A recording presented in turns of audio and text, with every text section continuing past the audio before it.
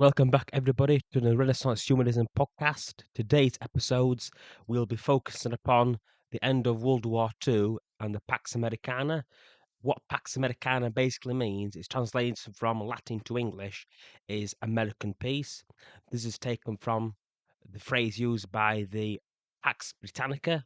That was from 1815 to 1914, and the other one was the Pax Romana.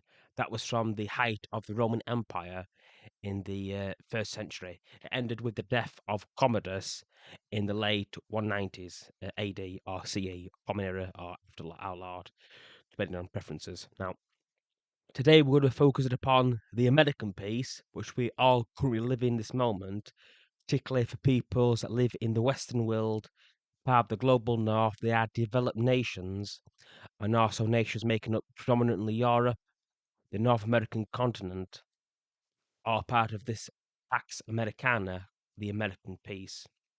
Now, this peace was created in the aftermath of World War II from 1939 to 1945.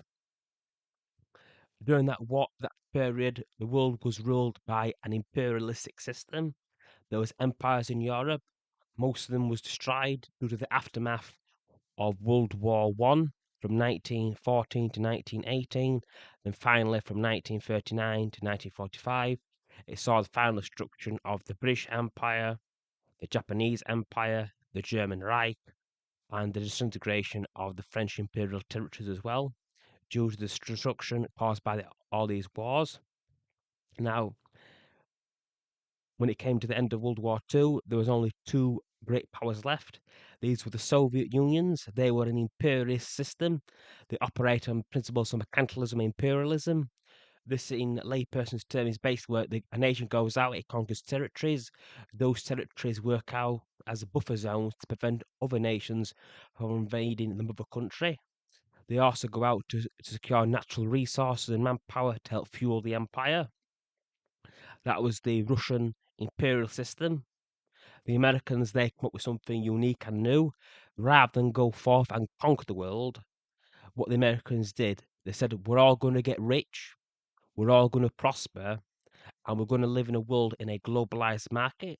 They're using the principles of liberalism. Adam Smith, the book Wealth of Nations, published in 1776, the same year of the American Revolution and the American War of Independence, when America declared independence in 1776, and the American Wars of Independence from 1775 to 1783. What was so special about Adam Smith, that he envisioned a world where each nation focus on designing one particular product or sets of services. Each nation becomes a specialization in what they do, and that creates a more efficient products and creates more wealth, more productivity, because there's more access to new goods and services. And that's what the Americans did on a global scale. England will become good at finance. France will become good, whatever French do, because that's a more of a complicated topic, because France never really bought into the globalized system like all the other nations did in Europe. But that's a conversation for another podcast, because that's slightly a bit more complicated.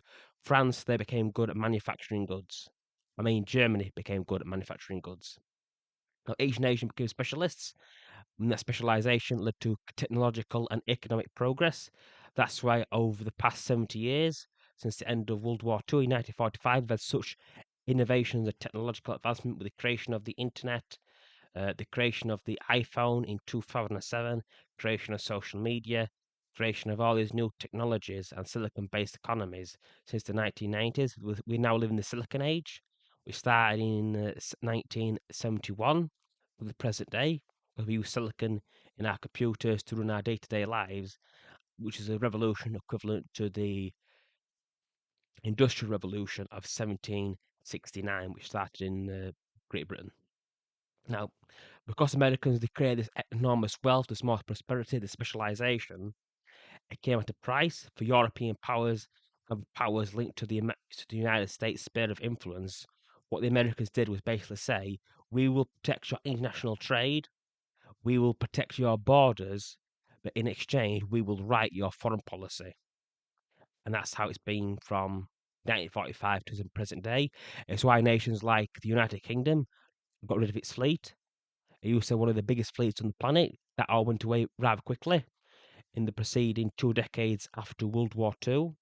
It happened in Germany, it happened in Spain, it happened in Greece, it happened pretty much everywhere.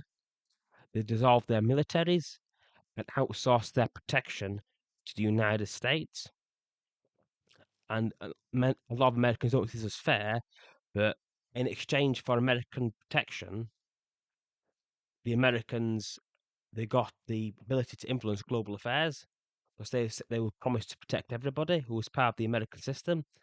They protected global shipping lanes because privateering, state-sponsored piracy, was still a massive thing even in the 1920s. It's why the British Navy still operated convoys and why other merchant navies around the world use convoys as well, either during wartime and peacetime, because there's more protection in larger numbers. And that's what the Americans stopped. They stopped privateering, piracy on the high seas, because you can imagine now with routes like the Persian Gulf being vulnerable to either Iran or Saudi Arabia or any other bad actors or state just taking an oil tanker and stopping nations like China that are dependent on those seaways, those trade links, to actually get its shipping of oil and grain from places like Ukraine as well. Because how vulnerable the international supply system truly is at the moment. There's the Ukraine war going on from 2014 until the present day, as the recording of this video. And the Ukrainians at the moment, because they can't ship out their grain supplies, over 400 million people are in danger of starvation or going without calories. That's predominantly places like Niger, in Africa, and especially China as well, because China gets a lot of its grain from Ukraine. For the European Union and North America, they have other suppliers of grain and materials. So there'll be no risk of famine there because they've already took steps in place to prevent that from happening. Now, the Americans also had to pay a price for this world security which they created to their benefit as well, and to the benefit of humanity, I would say as well. America, that's from 1945. They had to fight in the Vietnam War, which American involvement goes all the way back to 1947. But traditionally, the Vietnam War is dated from 1955 to 1975, and that's how long Americans were involved in that conflict, spanning over 2 decades. And then there was the Korean War from 1950 to 1953, and then there was the Soviet-Afghan War from 1989 to 1979 to 1983, where the United States backed the Mujahideen, the people of Afghanistan, and those same Mujahideen will be what the Americans will be fighting over a decade later in 2001 during the invasion of Afghanistan. And then we have the wars on terror from 2001 to 2021, America's longest war, spanning over 20 years. Some say it might even still be happening now. And as you can see, America has paid a price in blood, treasure, in order to maintain its influence, maintain global peace.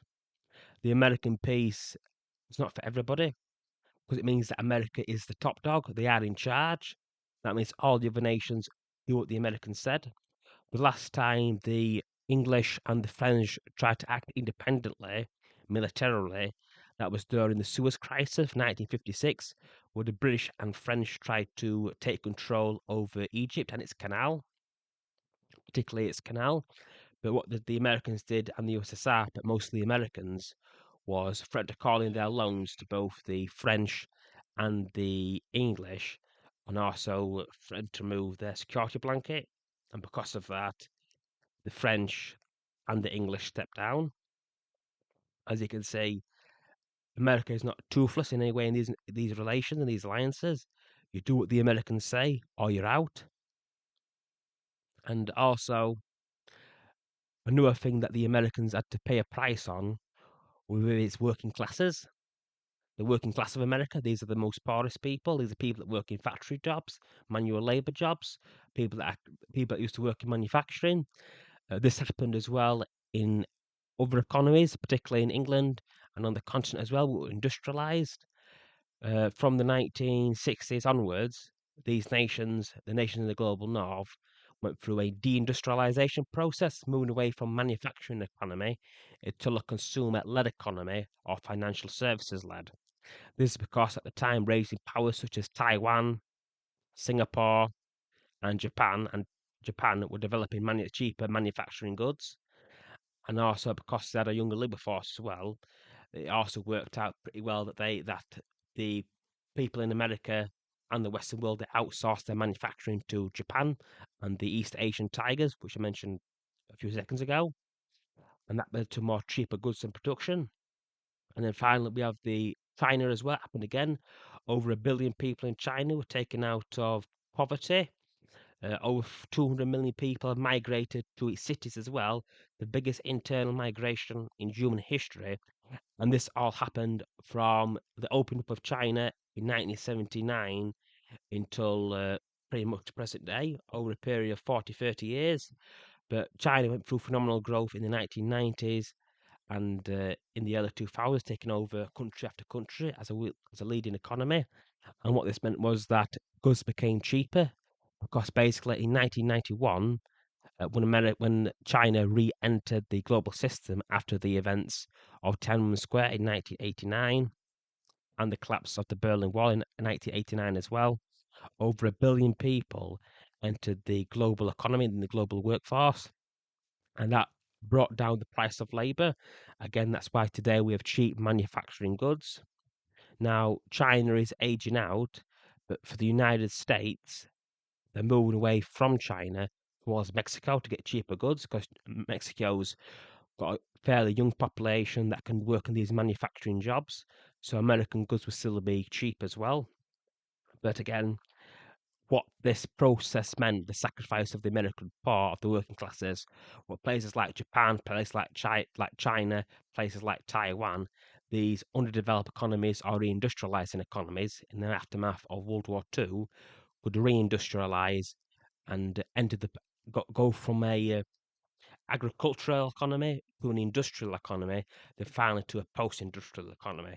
Japan is post-industrial. China now is still industrial, and the chances are that it won't be able to go from the industrial to post-industrial in time before the population collapses just due to old age, because it takes 18 years to get an 18-year-old, and with the state of education, how much education people need in these more highly advanced jobs, somebody could now spending time in education from the ages of 18 if you're in the UK till the age of 26 or 28, depending which country you're from as well.